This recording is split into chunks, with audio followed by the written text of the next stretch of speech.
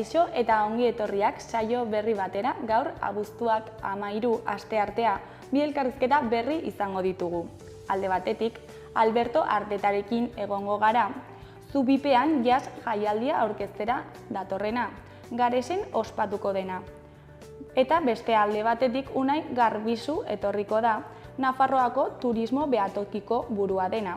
Eta honek behatokiak duen funtzionamendua eta urteko bai bereziki udako balorazioa egingo digu. Baina hauekin hasi baino lehen goazen gure betiko edukiarekin. Goazen orain gaurko efemerideekin. Gaurko egun batean, 1700 eta 76an tearen matxinada gertatu zen Aebetako Fiskil herrian. Urte batzuk geroago, 1900 eta 37an, Tutera bombardatu zuten 3 hegazkin errepublikarrek. Egun berean, baina 1900 eta 40an, Kataluniako presidente Luis Companys atxilotu zuen Bretainian Gestapok. Eta bukatzeko 1900 eta 77an, fasistak ez ziren pasa Londresko Lewisham langile auzotik, 5.000 poliziak babestu arren.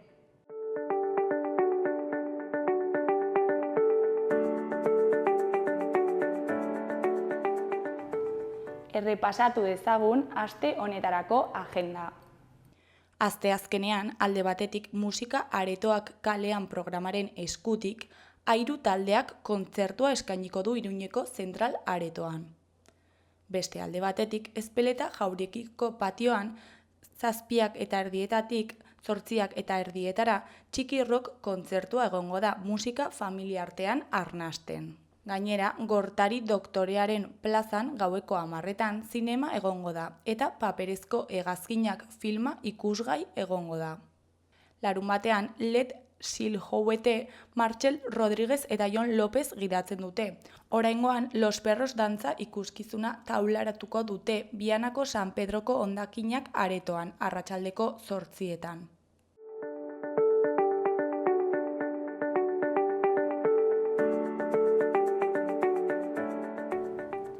Ikus dezagun gaurko egunkarien azalek zer dioten.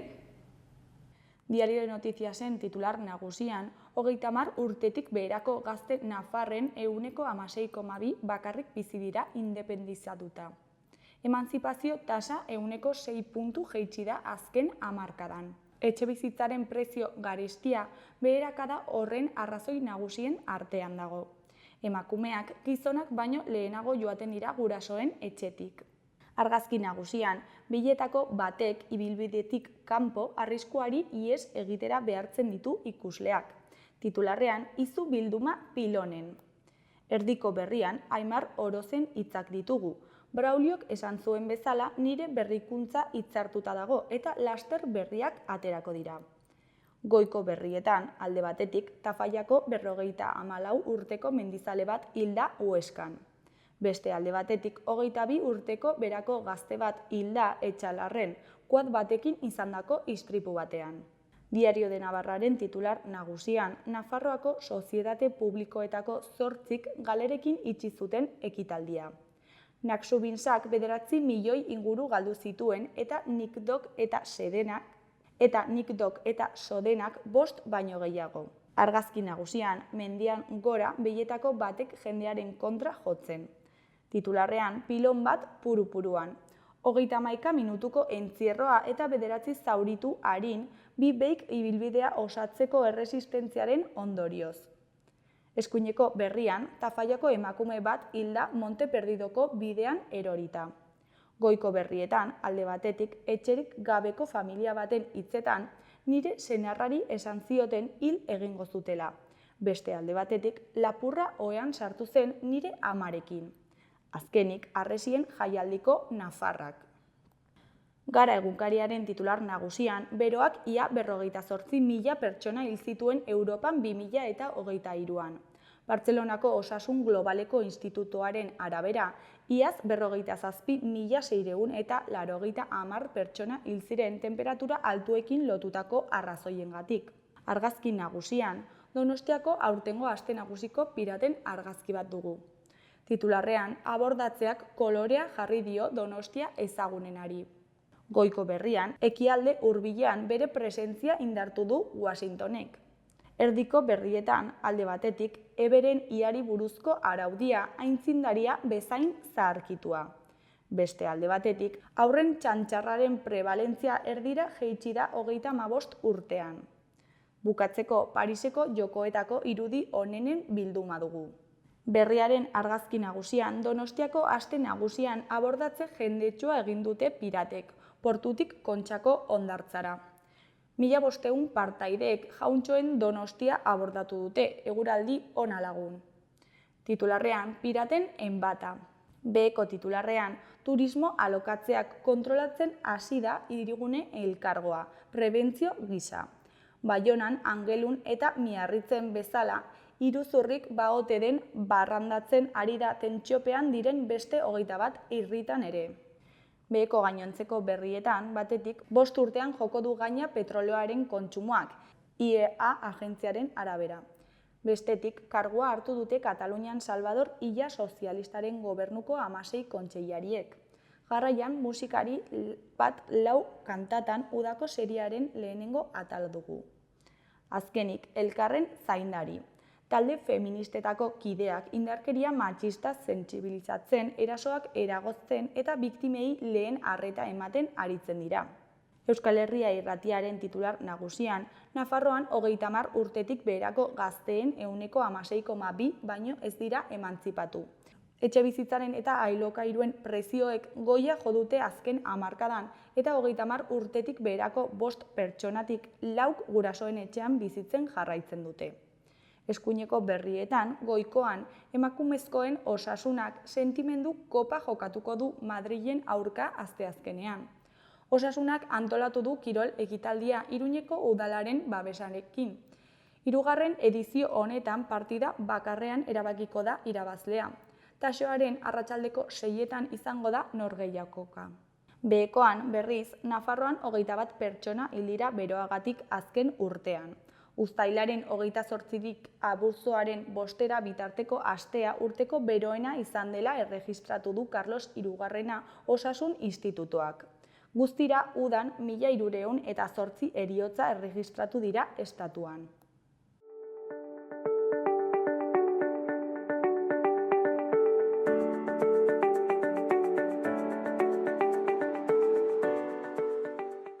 Kaixo, lehen esan bezala, orain gure lehenengo elkarrizketan Alberto Artetarekin egongo gara. Garesen ospatuko den Zubipean jazz jaialdia aurkeztera. Kaixo, zer moduz? Haupa, kaixo, zongi, mi esker gonbidapenagatik. Zuri gurekin hitz egitera etortzeagatik. Bueno, azaldu guzu, zer da Zubipean jazz jaialdia?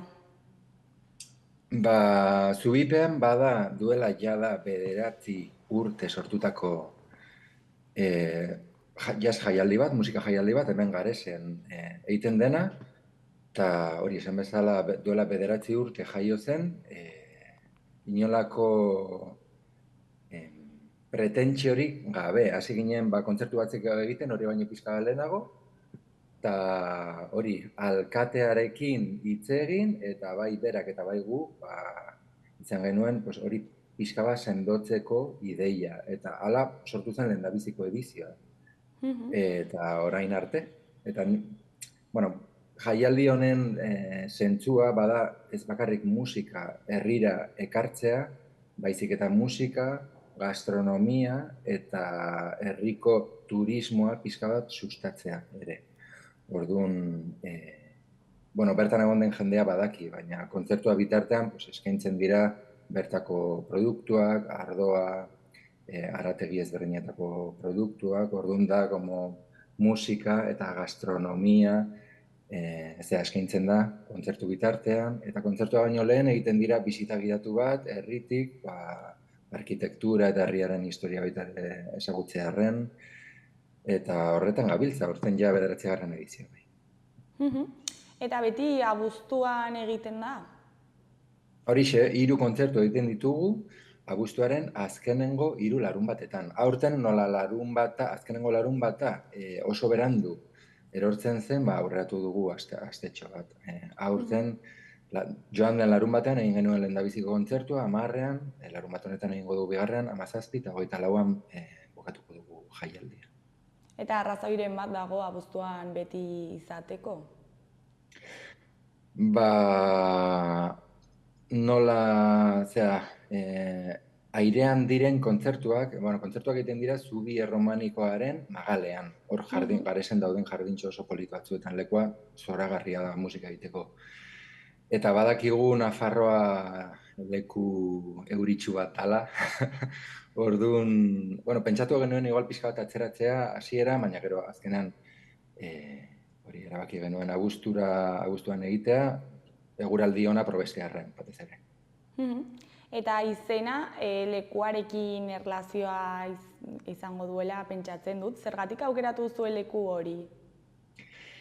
Badela Garesko lekurik emblematikoena. Eta Garesen dagoen, ez dakit lekurik ospetsuena, baina bai, igual, niretzat gutxienez politena. Bada, herriari izena ematen dion zubiaren magalean, esan dudan bezala, hor bertan baitugu jardintxo batzuk, eta musikaria jartzen dira, zenatokia jartzen da, ibaiaren ondoan, ertzean, justo.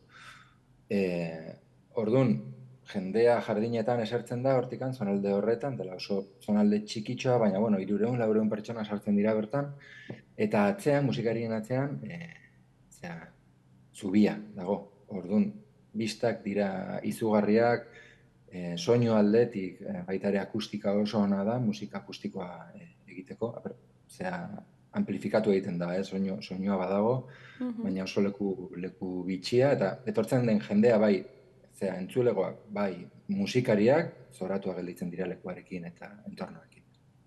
Eta zergatik erabaki duzue kultura eta gastronomia lotzea jaialdi honetan? Ni musikaria naiz, hasteko. Orduan ni mundu horretan sartuta nago, ni saxoa jotzen dut, hemen Gareskoa naiz, eta jazz musikaria naiz. Orduan, musika partea nik uste zentzu horretan argi dagoela zergatik, ez? Eta gastronomia, lehengo alkateari, orain baita ere, naiz eta alkatea jada ez izan, jaialdian parte hartzen duela eta pila bat laguntzen digu. Oian Mendo da lehengo Garesko alkatea, gaur egun Bilduko parlamentaria dena, izendatu berri izan dena. Eta berari bururatu zitzaion, eta nik uste oso ideia ona dela, beti ere musika honaz gozatzea erraza da, zuzenean baldin bada are gehiago, baina beti ere ardo kopa batekin edo bokado txiki batekin, are handiagoa da gozamena. Eta zu jazz musikaria izan da, nola ikusten duzu Nafarroan eta Garesen jazz musikaren egoera? Garesen jazz musikaren egoera oso ongi egia esan, oso herri txikia da eta jaialdi bat dugu, horrela izan zitekeen herri guztietan, ezta? Baina, Nafarroan ez dut gaizki ikusten, musikari asko eta musikari onak daude, horren komunitate txikia izateko, musikari asko gara, eta badugu saretxo bat gure artean eta estena txiki bat dago musikarien estena. Musikariak badaude. Musika jotzeko lekuak ez. Jazz musika jotzeko lekurik ez dago. Urtean zehar ez dago lekurik, bakarrik Iruñan badago taberna bat hor Aldezarrean jazz kontzertuak eskatzen, Garazi taberna. Eta hor, bertan, Garazi tabernan, hemengo jazz musikaria jo izan dugu, ezakitzen 1000 alditan, baina ez dago besterik. Gero uda partean badaude zubipean bezalako bizpahiru jaialdi,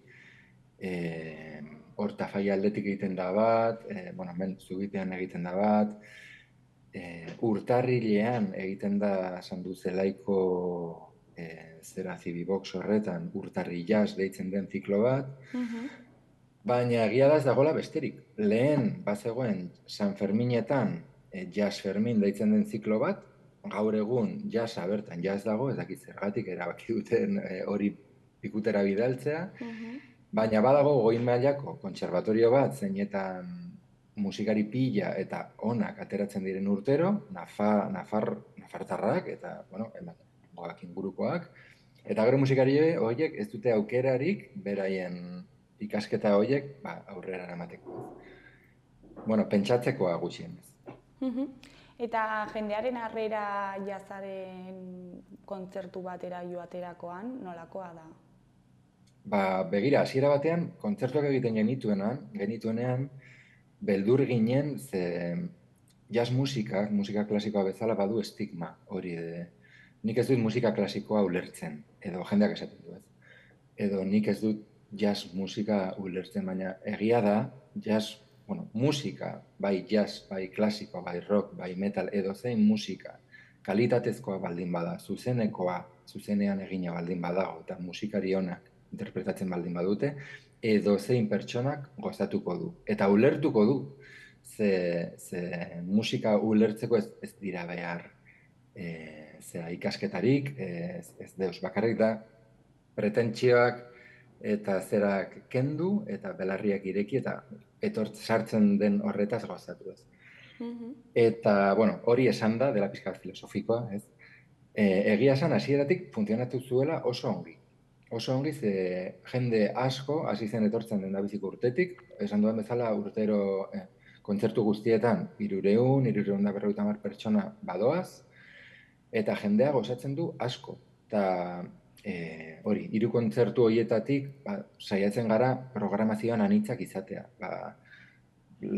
Kontzertu bat jazz klasikoa baldin bada, bestea pixka bat aurrerakoia izatea, edo 3. hori zera jazza eta beste musikakor nahazten dituen beste zera bat egitea, anitzak izatea programazioan. Eta normala, jende guztiari gustatzen zaio. Ze hori bai, nahiko zorrotzak gara kalitatearekin. Ze hori, bai, ni kasu honetan programazioaren barne laguntzen dudala, eta bai, nire beste lankidea jaialdian Luis Jimenez dela, kontserbatoriko jazzkitarra irakaslea hemen Garesen bizi dena ere, naiz eta Zaragozakoa izan. Ezagutzen ditugu musikari asko bai Nafarroan, bai estatu guztian. Orduan normalean deitzen ditugu taldeak, badira guk ezagutzen ditugun taldeak, edo noizbait beraiekin erlaziorik izan ditugun taldeak. Orduan programazioan oso zorrotzak gara kalitatezko musika ekartzearren. Eta hori, kalitatezko musikariak, hori da, ezekin nola saldu, baina ezin dugu akatsik izan, beti ere funtzionatuko du, zuzenean. Eta 9 urte hauetan beste estilo batzuekin nahastu egin zarete, edo bakarrik jazzarekin egon zarete? Bai, eske jazza esatea bada zerbait oso zabala esatea. Izan ere, ez dakit zenbat milaka liburuetan, jazz musikaren inguruko liburuetan esaten dute nun daude jazzaren mugak. Jazzak ez ditu mugarik, ze jazzaren funtzea eta bere jaiotzetik jazz musika beti elikatu eginda bere inguruko musikekin. Jaiotzetik, ja bluesean edo gospel songs horiekin ja musika ja eraldatzen joan zen eta nahasten joan zen garaiko musika popularrekin. Eta gaur egun baitere gauza bera gertatzen da. Zentzu horretan, gure programatzeko era honako hau da. 3 kontzertuetatik, horietarik bat, bada bertako musikariek egindako talde batena. Bertako talde bat. Bai Nafarroa, bai Euskal Herriko talde bat. 2. taldea estatuko jazz talde bat, jazza klasikoa edo jazza modernoa, baina jazza dudari gabe egiten duena. Eta 3. taldea, bai estetikoki pixka bat irekitzen dugula eta ekartzen dugula talde bat zeinetan jazzaz pixka bat taratago doana, edo beste munduko musika batekin nahazten den zerbait egiten duena. Kasu honetan, hori izan da gure aurtengo lehendabiziko kontzertua. Larunbat honetan izan genuen hemen Garesen Marta Mansilla, badela Madrilgo txirulari bat, Eta Martak egiten duena bere boskotarekin bada gaur egun urban music edo neo soul deitzen den. Hau musika pixka bat elektronikoagoa, erritmo pixka bat soulera eramanak edo, baina beti ere erro beltzekin egiten den musika. Eta pentsatzen da beti jaza musika lasaiagoa dela, baina adibidez rock batekin nahastu daiteke. Noski, eta egin da, eta egiten da, eta egingo da. Izan ere gure hurrengo kontzertua, begira, oso ongi datorkit zure galdera, gure hurrengo kontzertua bada Hernaniko piano jole baten proiektua, Satxa Soriazu, oso piano jole hemen Nafarroan ezaguna, eta Satxaren proiektua bada Megadeth rock taldearen edo metal taldearen proiektu bat. Rust in Peace, Megadeth taldearen diska famatuaren 1990ko uste dut dela diska hori, diska hori hartzen dute eta goitik bera jotzen dute jazz moduan eta jazz moldaketekin, musika moldaketekin, esan nahi dut. Eta Satxako kriston lan egin du, kanta guztiak destripatu egin ditu, jazz modura eta jazz harmoniak eta sartu ditu, jazz erritmoak, baina nahiko kontzertu kaineroa da. Eta hori da izan ere datorren larun bat honetan izango dugu. Gero ere izango zue atal bat edo jam session deitzen dena, zer da hori? Horixe, bai, hau da aurten asmatu dugun zerbait. Bueno, jam sesionak jazz musikan beti denik izan dira. Jam sesionan egiten dena da musikariak elkartu eta deus entsaiatu gabe jotzen hasi.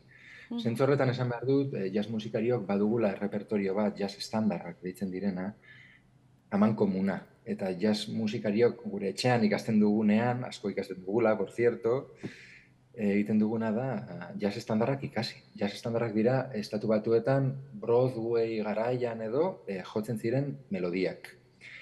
Estatu batuetako 1940-1950ko garaiko melodia popularrak. Eta garai hartan musikariak egiten zutena da melodia horiek jo, eta gero bide bat edo bestea hartu beraien improvisaketetan. Eta askotan jotzen ziren melodia horiek pasatzen ziren jazz estandar saku horretara, ez? Eta jazz musikariok normalean badugu jazz estandar melodia asko jadanik etxetik ikasitak. Orduan, egiten duguna jam session horietan bada elkartu, zehaztu ze melodia, ze jazz estandar jo behar dugun, eta hasi jotzen. Bakoitzak badakigu zer egin behar dugun, improvisatzen dugu eta eramaten dugu bide batera, bestera, destripatzen dugu, edo ez, edo, bueno, zuzenean hor gertatzen dira hainbat gauza, aldez aurretik hitzeginak ez daudenak, ez? Eta hori da jam sessiona. Eta zentzu horretan, aurten, azkeneko kontzertuaren ostean, hau da, azkeneko kontzertua 24 izango da, 25ean, igandean, eguerdiko 12etan, Garesko udaletxeko portxe batzuetan, musikari pilo bat agertuko gara hor, Nafarrokoak eta ingurukoak, eta jam session bat egingo dugu. Instrumentoa jarriko ditugu bertan, hasiko gara jotzen, eta amaitu arte, ez dakiko noiz amaituko egia zen. Bueno, abertzera ateratzen den hortik. Eta, bueno, hori esan bezala, aurtengo berrikuntza bat izango da, baina 9 urte hauetan zerbait aldatu zue, bai antolakuntzan, bai ez dakit beste gauza batean. Egia esan ez ditugu gauza asko aldatu, ze hasieratik oso ongi funtzionatu izan du, eta baitaren nahi izan dugulako, zubipean jaialdi honek duen txikitasun eta aberasgarri puntu hori mantendu, ez? Eta intimitate puntu hori mantentzea izan da pixka bat gure helburua. Eta hori mantentzeko giltza izan da deuse zukitzea, ze hasieratik oso ongi funtzionatu zuen, hasieratik lortu genuen oso oreka polita baita ere programazioan, lekuan, beti ere gaude pensatzen, eszenatokia handitu, pixka bat moldatu, apaindu, baina azkenean beti ere gure ideiak uste ditugu albo batean, ze, bueno, horrela badago ongi, ez ezagun ditu deus, eta jarri ezagun hola. Hori bai, datorren urtean 10. urtea izango da, eta hor bai baditugu hainbat idei, igual udatik pixka bat haratago joan, eta beste urtaroetara baita ere eraman, horretarako aurrekontu pixka bat handiagoa behar izango dugu baita ere udaletxearen partez, baina beraiek horretarako ados daude ere, eta hori esan behar dugu, Garezko udaletik hasieratik inoiz ez dugula izan inolako trabarik, justo kontrakoa, zentzu horretan Garezko udala edo oian lehengo alkatea beti ere lagundu digu, eta hori nik uste dela giltza baita ere, jaialdi bat montatzea oso zaila da, baina trabak baldin badaude baita ere administrazioaren aurretik, aldetik, ja ezin ezkoa, baina kasu honetan kriston sortea izan dugu eta eskertuak baita ere dara. Eta COVID garaian nola moldatu zineten? Formatua bera izan zen, zegalean izan da, errasago izango zen, ez? Hori da, formatua bera izan zen, baina kontzertuak egiten ditugun lekuan, hor Zubiaren Magalean, leku txikitxoa da, eta aforo kontua zirela eta ezin genuen bertan egon. Ze hor, espazioak eta mantentzeko ez ziren sartzen 300 pertsona. Orain, 300 pertsona sartzen dira, baina estu eta bero. Eta erabaki genuen Garezko enparantzara eramatea. Hemen Garezen badago enparantza handi bat, eta eszenatokia montatu genuen bertan, segurtasun distantziak mantendu, eta hori egin. Eta nola izaten da herritarren parte hartzea antolakuntzan? Hori nik uste dela baita ere, Zubipean jaialdiaren gauzarik politena. Urtero jende pila, herriko jende asko, sartzen da antolakuntzan, ez bakarrik kontzertu egunean. Kontzertu egunean jendea badoa gauzak prestatzea, udaletxeko langileaz aparte, herriko jendea badoa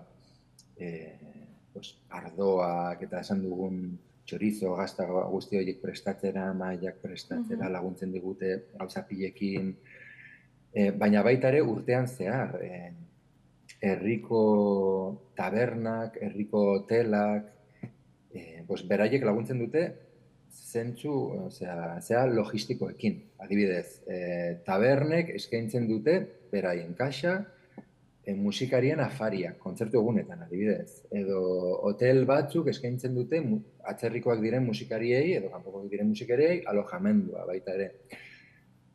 Zentzu horretan, Zubipean jaialdia badu auzolan kutsu hori, eta niri hori kriston polita egiten zaitagia.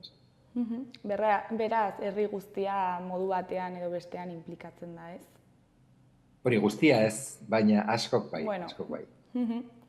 Eta gazteen artean, nola jasotzen dute jaialdi hau? Gazteak badoaz, baina ez dira gehiengoak, esan dezagun horrela. Entzulegoa hemen Garesen, eta leku gehienetan esango nuke, zenik musikaria izan da ezagutzen dut pixka bat zera hori, estena hori. Bada pertsona helduak, esango genuke 40 urtetik gorakoak, eta hori da jazz musikaren entzulegoa hemen Garesen, gazteak badoaz baita ere, eta nik uste gustatzen zaiela. Baina ez dira gehiengoak. Hor, gure ikasgai pendientea hori da, nik uste nola eraman gazteei, 20-tik 35 urtera doazen gazte horiei, nola erakarri, eta nola eskaini musika, beraientzat erakargarria izan dadin, eta beraiek ikus dezaten musika hori baita ere beraientzat izan daitekeela, beraientzat izan daiteke. Arazoa da, ez direla joaten, eta ez dut esaten beraien kulpa denik, ziurazki gure arazoa da, ez dugulako hor giltza edo tekla sakatu, ez? Ziur nago, hurbiltzen baldin badira Zubira, eta ikusten dut baldin badute edo zein kontzertu esango dutela, hori da? Ongi dago hau, etorriko naiz datorren larun batean ere, ez da? Eta, esan bezala, abuztuaren 10ean hasi zen, eta zer moduz joaten ari da momentuz? Ongi, oso ongi joaten da. Normalean gertatzen da, lehendabiziko kontzertuan, jende asko doala, baina bigarrenean gehiago eta hirugarrenean gehiago ere. Justo kointziditu zuen, larun bat honetan hemen Garesen kriston beroa egin zuela, bero izugarria egin zuen, baina hala eta guztiz ere jende asko hurbildu zen, Garezkoak eta Garesetik kanpo ere jende pila bat etortzen da, Iruña zonaldekoa, Herriberatik baita ere etortzen dira, eta pozik zentzu horretan, egia esan. Bueno, orainik geratzen zaizkizue 2 larun bat, orduan ea zer moduz joaten diren. Seguro ongi joango direla, bai. Bueno, Alberto, mila esker gurekin hitz egiteko tartetxo bat ateratzeagatik, eta ea zer moduz joaten den geratzen dena. Vale. Plazerra, mila esker zuri gonbidapenagatik. Bueno, ondo segi, agur. Agur, gero arte.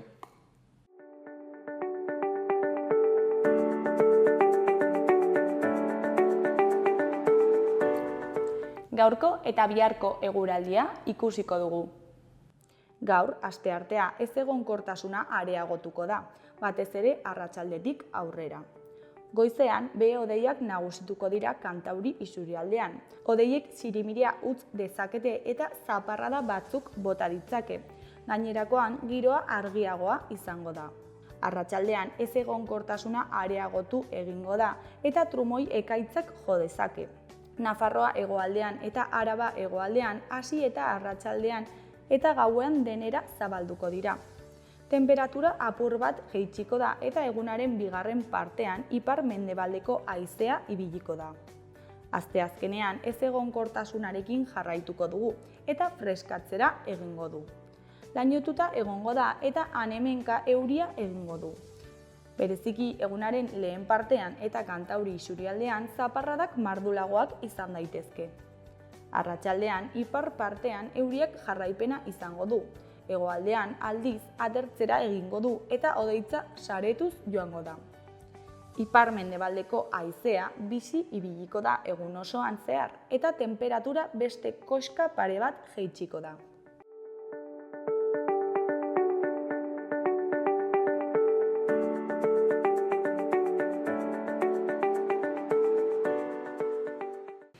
Kaixo, lehen esan bezala, orain gure bigarren elkarrizketan Unai Garbizurekin egongo gara, Nafarroako turismoko behatokiko burua dena. Kaixo, zer moduz?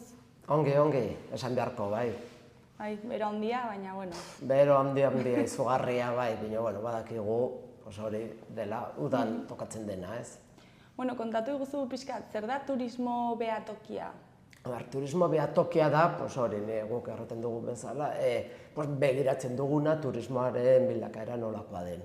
Hau da, askotan, edozein enpresan, edozein gobernuko ekintzan, da, erran behar du lehen behar Nafarroko gobernuko zatioa garela, da guztiz publikoa, eta orduan saiatzen garela modu neutral batetik, ikusten nolakoa diren turismokoaren zenbakiak, zenbat jende etortzen den, zenbat dira txerritarra, zenbat dira nazionalak, nondik etortzen diren, zertarako ze gastuak egiten duten, ze enplegua sortzen den turismoari esker, noiz etortzen diren, eta gero saiatzen, gainera turismoko atalean ere egiten da marketingen, egiten da aurretzen da pixka bat turismoa, orduan pixka bat datuak eman behar dizkegu beraiek bere lan egiteko adibidez, non egin behar diren marketing kanpainak, non sortu daitezken turismoarekin arazoak,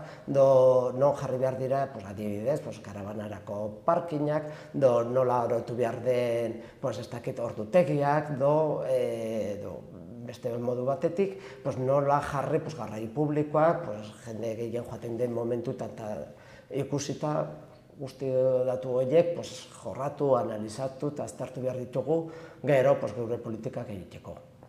Eta urtero helburu desberdinak ditu behatokiak? Orokorrean ez, baina bai moldatzen dela pixka bat, helburu orokorrak ez dira aldatzen, beti ikusi behar ditugu zenbat bisitari horiek zenbat denbora gelditzen diren, baina gero espezifikoki bai zehaztu behar ditugu zenbait gauzak adibidez, azken urte hauetan apartamentu turistikoari buruzko, duela 10 urte zen honelako beharra halako datuak aztertzeko edo lortzeko. Gaur egun bai, pixka bat zenbait helburu zehatzak egunez urtez urtero aldatzen dira. Bino orokorrean ez da aldatzen zenbait, lan espezifikoa bai, aztertu behar ditugu, eta orduan hasi behar ditugu, rekurso eta lan gehiago eta denbora gehiago zenbait gauzak aztertzeko.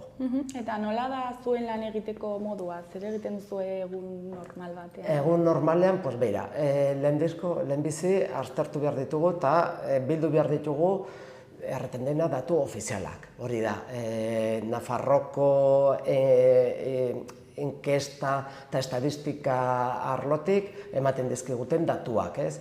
Gero ere planteatu behar ditugu zenbait lana guretzako lana, ez? Zeren normalean datu ofizial horiek dira nahiko orokorrak. Erraten dizkiguten beharren eskariaren arabera guk egin behar ditugu gure ikerketak eta gure datu lortzeko prozesuak aztertu. Gero ere badugu beste lan bat da datu horiek publikoak egitea. Orduan saiatu behar dugu, badugu gure webgunea, egiten ditugu gure txostenak, egiten ditugu nolabait gure datu erakustalde, baina beste alde batetik saiatu behar dugu ere modu errazagoan sektoreari eskaintzen datu horiek. Hori da, ni jarri nahi badu negozio bat Nafarroko ez dakiz tokitan, saiatzen gara behar dituen erantzunak erantzuten. Adibidez, zenbat jende etorri behar den, hizkuntzaren aldetik, ze hizkuntzak jarri behar ditu, zenbat etortzen diren, nola etortzen diren, orduan, zuk nahi duzunaren, behar duzunaren arabera, gu saiatzen gara erantzunak ematen. Eta noiz hartu zinen honen parte izatera? Ni nire kasuan, behatokia dama, duela 15 urte. Baina ni sartu nintzen justu Izurriteren ondoren, duela 2-3 urte egin behar ditut hemen. Lehen zeuden beste buru batzuk, eta nek lekuko hartu dut eta jarritzen dut beraiek egin zuten lana. Eta zein da zure lana edo zein dira zure funtzioak? Nire funtzioa da pixka bat, badugu bagara talde txiki bat, gara 4 pertsona, behatokian, orduan pixka bat lana guztia antolatu. Beti daude datu berriak, normalean hilero atertzen dire datu berriak, baina ez dira justo lehen egunean ateratzen, baditugu gainera datu oso anitzak. Baditugu kontagailuak, daudela bidetan, eta orduan zenbait bidetan estortzen ditugunak, baditugu zenbait baliabide turistikoan, adibidez, sarrerak, ez dakit, eman behar dut, Bardetako zentroan, hor hartzen dituren sarrera horiek, mesedez erran zenbat etortzen diren, ere, errandi dudan bezala, datu ofiziala, adibidez ere, webgunetan, gure webgune ofizialean sartzen direnen, hori ere aztertu daiteke, nondik ikusten gaituzten, zer gauzak ikusten dituzten, eta orduan, saiatzen gara, pixka bat, aurreratzen, jendeak bilatzen nahi den gauza horiek, eztertzen, eta orduan, batzutan ere, gure lankideen beharrak, egin behar dut, ez dakit, behar ditut badu bilera bat, ez dakit, mesedez. Doneiakoen bideetik, zenbat jende etortzen den, zeren badugu toki horietako jendearekin biltzeko eta orduan behar ditu datu batzuk. Orduan, datu asko dira, badakizkigun, ez etorri behar zaizkigun, ere bilatu behar ditugu beste datu batzu, eta gero bilatzen tokiko jendea zer behar duen, eta zenbait eskaera puntuala erantzuna ematen. Eta datu batzuk, konkretu batzuk gaizki baldin badaude, zer gertatzen da? Zer gertatzen da, gure lana gaizki egin dugula, kontutan izan turismoan, ez dira gaizki ongi daudena, askotan gertatzen zaigu, zehaztasuna handia lortzeko zailtasuna handia ditugu. Nola ikusten dugu, bata suposatu etortzen dela Logroñotik, pasatzen dela egun bat, erran behar dizut, Bardetan tetzultzen dela. Hori nola dakit, nola neurtzen dut. Askotan dira inkestak, askotan dira, inkeste badakigu, badituztela bere akatsak eta bere erroreak, eta barrez, gehien batez gertatzen zaigu, zenbait datu ofiziala direla estatu mailan. Orduan Nafarroari tokatzen zaizkion zatia oso txikia da, eta orduan zehaztasuna galtzen da. Orduan askotan saiatu behar dugu landu datu horiek ahal daiteken zehaztasun handiena emateko, eta interpretatu behar ditugu eta aztertu behar ditugu saiatzen zenbait erantzun onak, eta gainera gero daude turismoak duen zailtasuna da, daudela sektore asko, adibidez, txirrindularitza turismoa, turismo gastronomikoa, etortzen dena bakarrik natura ikustera. Nola dakizu etorri dela, Alemaniatik bat sartu dela Irati basoan eta joan dela? Ez dakigu askotan, ez? Baina, etortzen bada halako jende asko eta asko, igual parkina saturatzen da. Agian eman behar diogu zerbitzuak, non bazkaldu behar du, non erosi behar ditugun gauzak. Ze gauzak eskaini dizaizkigu guk igual aurrekoarriren bat eraman nahi du. Saiatu behar dugu, baina egia da batzutan gure lana zaila zeren ez dugu zehaztasuna, ez? Justo nire lankide batek erraten zuela, etortzen zela enplegu aldetik, horri asko errazagoa da. Hor baduzu kontratu bat, eta kontratu horre da pertsona batekoa, debere datu guztiekin, baina turismoan nola ikusten duzu karabana batetik etorri den bat. Azkenean lana zaila da, badakigu zehaztasun osoa lortzea oso zaila dela, baina lortu behar dugu nahiko zehaztasuna, beste jende batzuk bere lan egiteko, bere negozioak irikitzeko, aurretik jakiteko jende kontratatu behar dut, adibidez, ez dakit non dagoen jatetxe batentzat, enpresa turistiko batentzat, adibidez, gida bat, zenbat jende etorri behar da Alemaniatik, eta orduan jarri behar dut gida bat Alemaniara dakiena. Modu horretan, hotel batean geratzen den pertsona bat neurtzeko errazago da, ez? Claro, adibidez, turismo motaren arabera errazagoa den neurtzea, zenbat jende etortzen da hotelera, bera, oso erraza da, adibidez, Zurramurdira joaten den pertsona bat, eta joaten bada museora, sartzen bada lehizetan, hor badago sarrera bat, ez? Orduan horri bai neur dezakegu. Baina pixka turisme hori libreagoa dela, eta gainera gu asko saltzen duguna, naturazko hori zailagoa da, ez?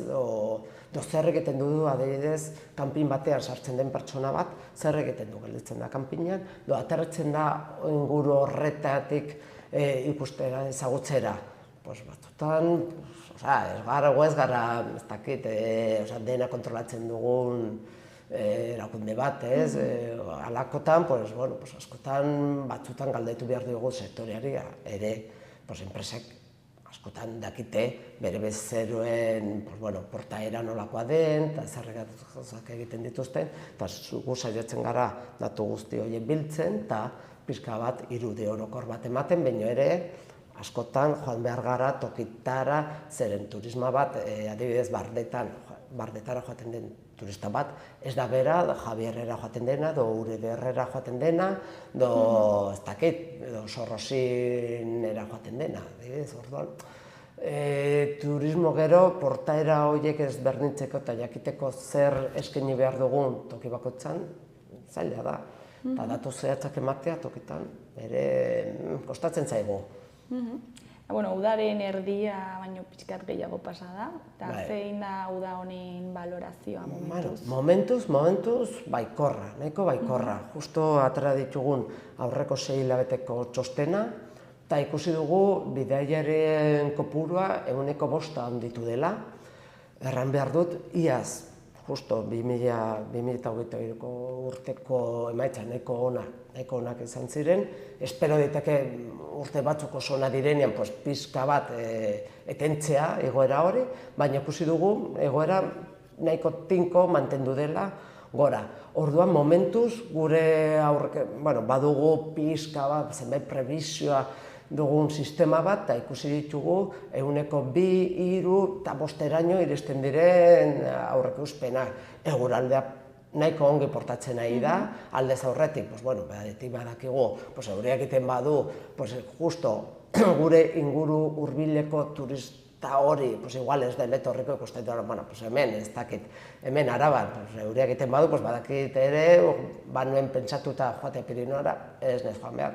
Adibidez, nahiko ongi portatzen nahi denez, nahiko bekor gara eta ikusten nahi garenez, eta honela argitaratu dugu. Egoera ez oso handia, baina nahiko desentea izan dela, eta orduan, espero dugu, nahiko ongi joaten nahi dela. Adibidez, gure turismo bulegotan ikusten nahi garen sarreretan, gure kontagailutan, zenbait tokitan ditugunak, erakusten nahi diren, nahiko jende etortzen nahi dela, beste urtekin konparatuta. Eta orduan, gaur egun, erran daiteke, justo COVID-aren izurritaren ondoren, berreskuratu dugula. Izurritaren aurretik ginoen turismoa, eta ere, gainditzen nahi garela, eta orduan, erran dezakegu, nahiko baikorra egoteko. Kontuten izan gainera, Nafarroan ez da bakarri udan bukatzen turismoa, jarraitzen du irailan eta urrian ere. Orduan, azken emaitzak emateko irudia, pixka gehiago etxon beharko dugu. Eta zuen balorazioa, nola egiten duzue hileka, uda oso hartzen duzue? Datuak normalean hilerokoak ditugu, baina gure txostenetan atratzen ditugu 3 hilero. Zer, gutxi gora bera, da, hasieran urte hasten denean, aurreko 3 hilabete horiek direla pizka bat ez dela beste turismoa mugitzen, aste santu arte, normalean, aste santuaren arabera, ikusi behar dugu, aurten erran behar dugu, nahiko ongi hasi zela, aste santua, nahiz eta nahiko eguralde txarreko izan, erran dezakegu emaitzak azkenean nahiko ongi izan zirela, eta gero, urrengoan maiatza oso ona izan da, normalean beti izaten da nahiko hilabete ona, eta aurten asko zobe izan da, ekain izan da normala pixka gora, horregatik pentsa dezakegu uda nahiko ona izan behar dela, eta honela jarraituko dela.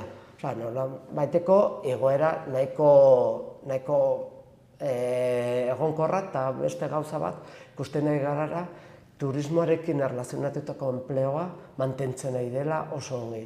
Horrek erran nahi du, turismoko enpresek ikusten nahi dela, modu baikor batean manten dezaketela, eta beraiek ere ikusten nahi direla, turismoaren fluja nahiko ona izaten nahi direla.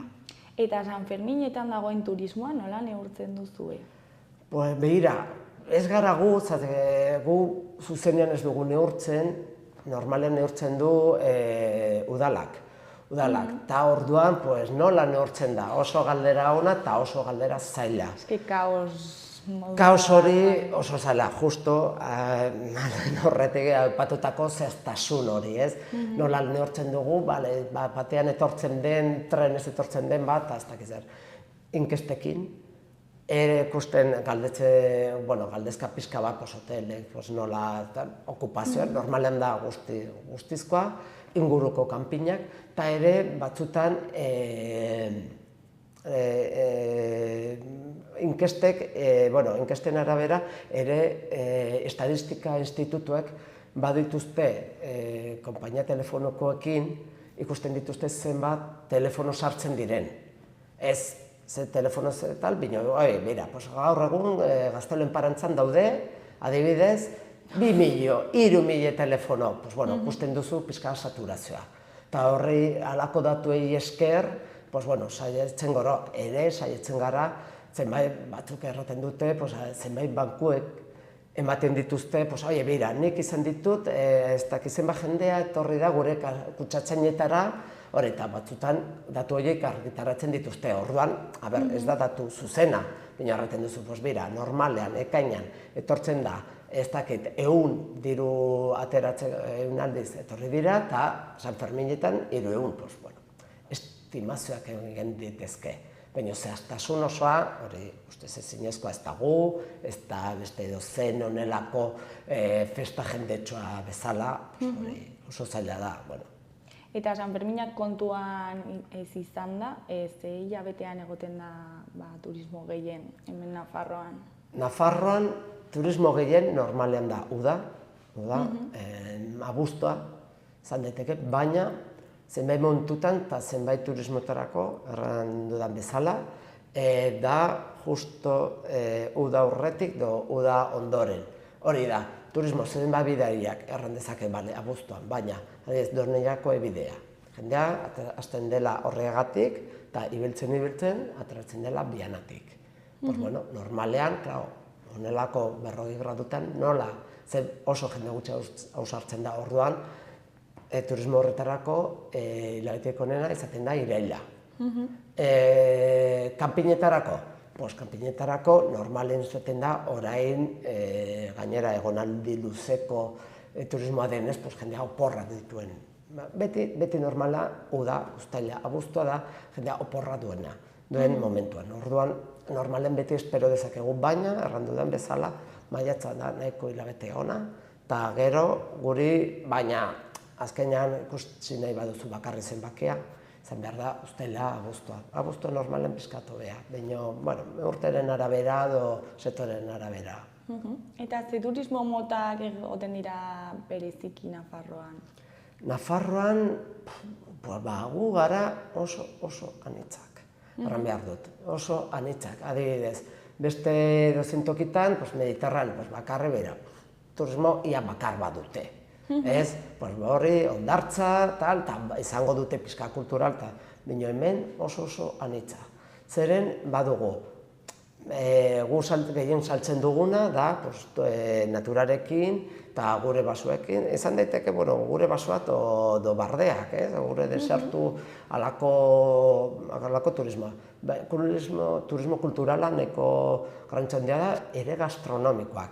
Eta ere, noski, urbano. Iritara joaten dena eta ikusi nahi duela bere monumentuak, bazkaldu zerbait eta joan. Horritako asko dugu eta, adibidez, Iruñan bizi garenok ikusten ditugu gainera talde atzerritar asko ikusten alde zarretik, normalean. Ez da beste mugitzen, igual pizka bat erdigunetik, baina alde zarrean da nagusiki. Ere dezakegu nola, beste batzuk, Lizarra dut ere badute beste halako turismoa. Eta orduan ez daiteke erran turismo bakar bateko lurralde garenik, baitzik eta oso zanita gainera kontutan izan behar da, zer berdina garen iparraldean egoaldean ekialdean eta mendebaldean orduan, eta hiriburu erdian, ez daiteke erran nagusiki turismo bakar bat dugula. Turismo oso anitza, horregatik, turismo zuzendaritzan oso zaila dugu, zeren ez dugu bakarri landu behar da turismo bakar bat, badugu turismo mota asko. Eta orain, kanper bidezko turismoa modan jarri da. Nafarroan ere nabari izan duzu hori? Bai, asko, eta justo iaz egin zen horri buruzko ikerketa bat, ikerketa nahiko saio eta nahiko mamitsua, pixka bat hori neurtzeko, zenbat etortzen diren, non etortzen diren, normalean ze ohitura dituzten, nondik ibiltzen diren, zeren turismo horrekin erlazionatuta, ikusten zen, eman behar ginezkiona, zenbait baliabide hori da, non aparkatu, non egon, pixka bat ordenatu, etortzen den turismo hori ez egotea edozen tokitan, eta ematea zenbait gune, beraiek egon alizateko eta pixka bat ordenatzeko. Orduan, ikerketa horren ondoren, atera ziren zenbait ondorioak, eta orduan atera da lege bat, norma bat hori kudeatzeko, eta orduan, alde hortatik, justu Nafarroak saltzen duena pixka bat, gustatzen zaiguna saltzea da, natura eta izaldi turismo hori, halako jende etortzen dena, justu tokitara zuzenean ezagutzera pozik gaude, baina ere, kontutan izan behar gara, esan behar dugu, turismo hori nolabait arautu behar dela, eta justo egon daitezkelako eta aparka dezaketelako edozein tokitan, beste turismo ez da honela, kanpin batera joaten dena, edo estatu batuera, hor daude, eta horren justo beraiek ere bere erosotasunerako, eta, bueno, bere ere, bere egoteko toki batean, zerbitzuekin, eta, justo, hasi da, iaztik, hasi da, pixka bat turismo hori arautzen, orduan alde batetik oso ongi, baina ere, izan dugu hor turismo zuzendaretik lan bat hori pixka bat ordenatzeko. Eta zer hartzen duzue turismo moduan, bakarrik Nafarroatik kanpo etortzen direnak, edo adibidez Iruñako bat jaten baldin bada, ez dakit Herriber dira, hori turismoa da? Oso galdera ona eta kriston eztabaida sortu duen kontzeptua. Zer da turista? Zer da turista? Orduan, turista zeren ere erraten da, turismo hitza erran nahi du, hemen lo egiten duen pertsona bat. Zer erraten du? Orduan etortzen da, hemen edozein bat, pasatzen du eguna eta ez da turismoa, bai, da turismoa. Bino erraten da, txango zaile.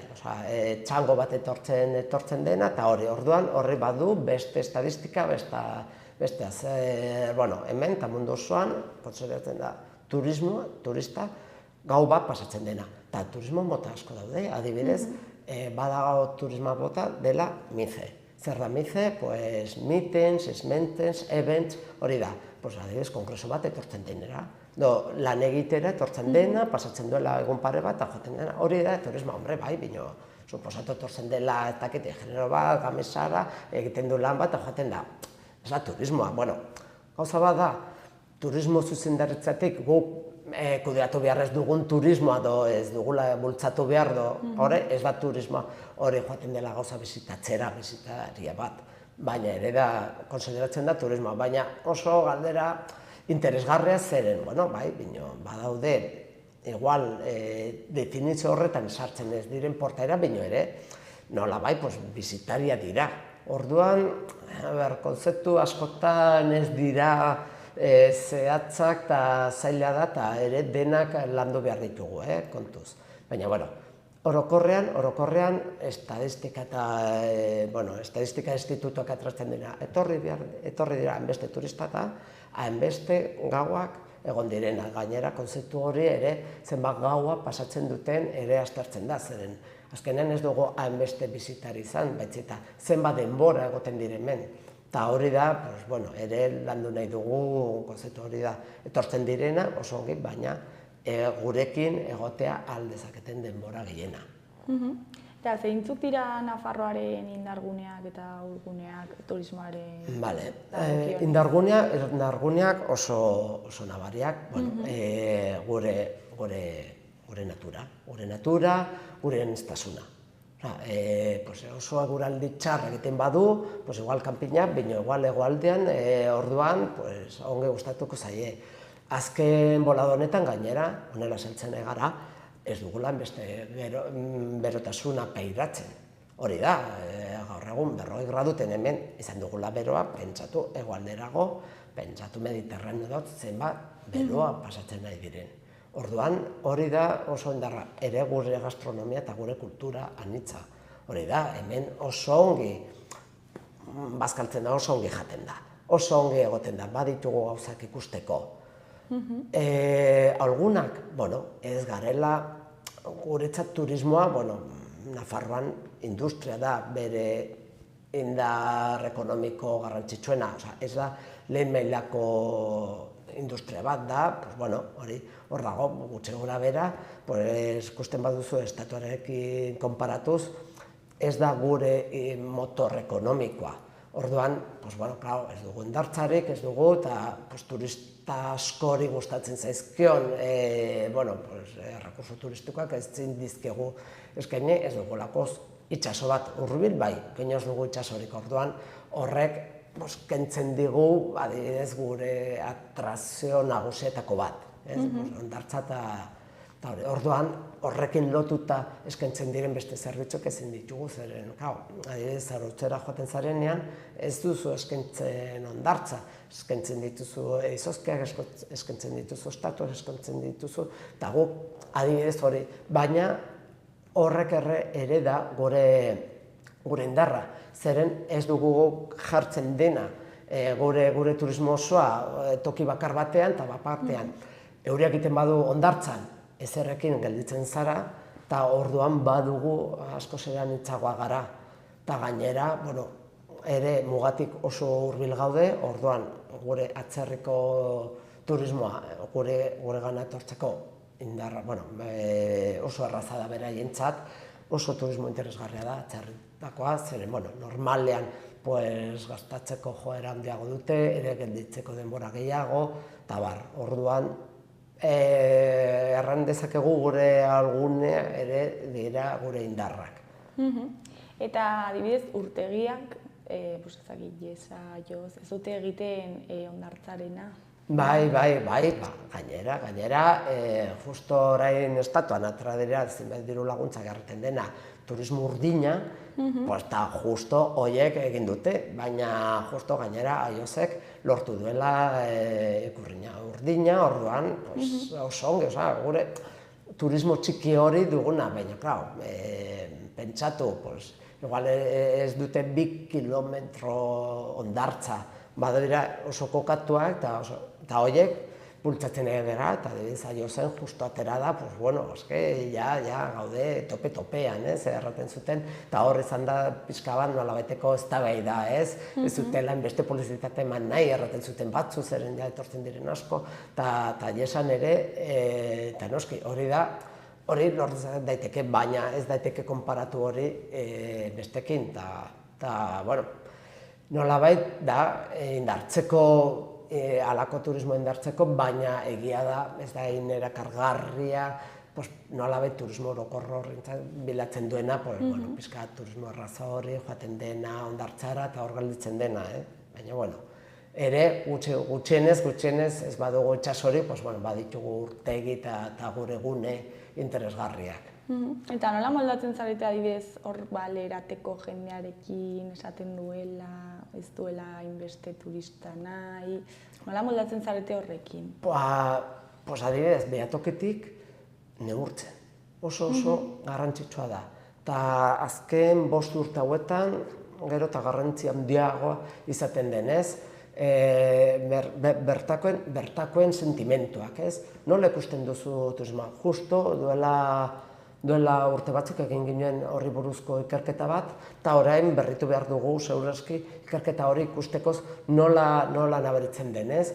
Adibidez, zu nola sentitzen duzun, nola ikusten duzun? Uste duzu dela onura ekonomikoa herriarentzat edo zure ingurukoentzat nezta igual zuretzat ez izan, uste duzu duela abantaiak nola egin beharko lirateke, hori neurtu behar da oso ongi zeren da gaur egun ez dut erran behar arazo bat, zeren arazoak dituzte beste tokitan, oso edatua dira, adibidez, Barcelonako adibidea, edo Valentzian, edo Madrilen ere unelako, eta gainera badutela, halako turismoak arri dituen ondorioak, erran daiteke, alokeren egoera, ez daudogola, adibidez, okindegia zure auzoan bakarri dira souvenirra eta orogarri dendak, eta hori, orduan, vigilatu behar da, begiratu behar da. Erran behar da, Nafarroan ez dela honelako arazo handia, momentuz, jendea konten dago etortzen den turismoarekin, ez du segurazki toki oso zehatza eta punktual batean izan daiteke, baina, orokorrean ezin dugu erran, gure ikerketa eta guk ikusten duguren arabera ez da arazo bat, baina begiratu behar dugu, behatoki garen ez, begiratu vigilatzen etengabean, zeren ez dugu gure zenbaitekitarako soluzio ekonomikoak bihurtzea nolabait eta hankaz gora gelditzea gure lana eta denon lana turismoaz gainera, gure irudia pixka kaltetzea, justo zenbaitzuek kaltetua direlako turismoak ere zenbait tokitan oso masiboa denean zenbait ondore txarrak sor ditzakenak.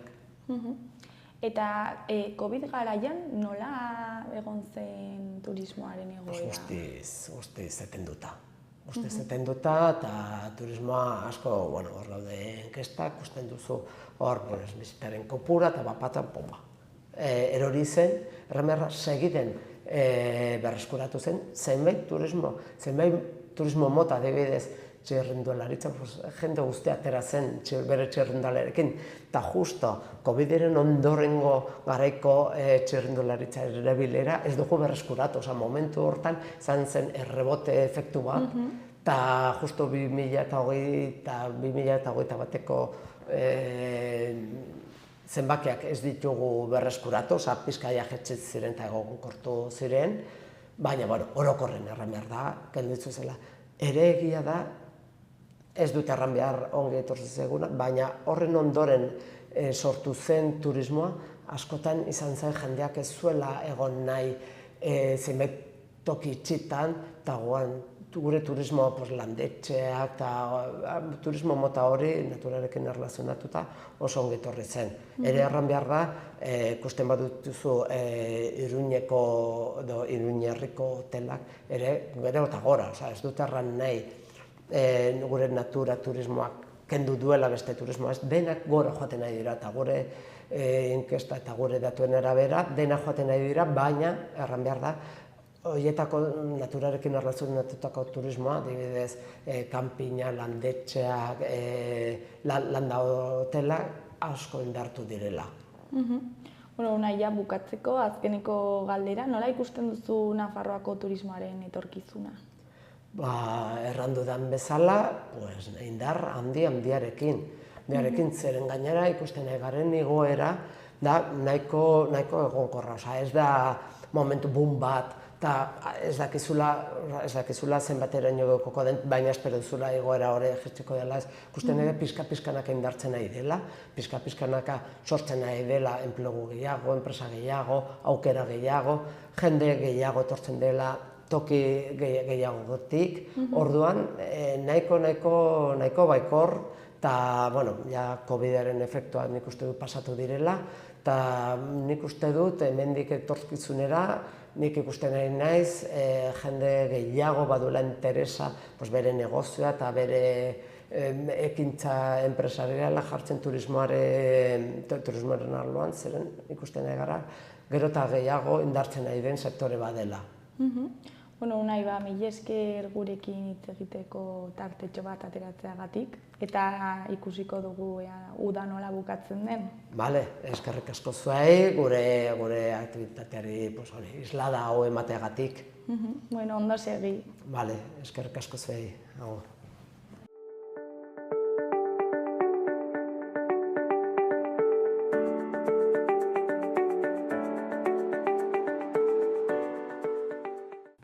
Gaurkoz hau izan da dena, bihar itzuliko gara eduki eta elkarrizketa berriekin. Oso ongi bukatu eguna, agur!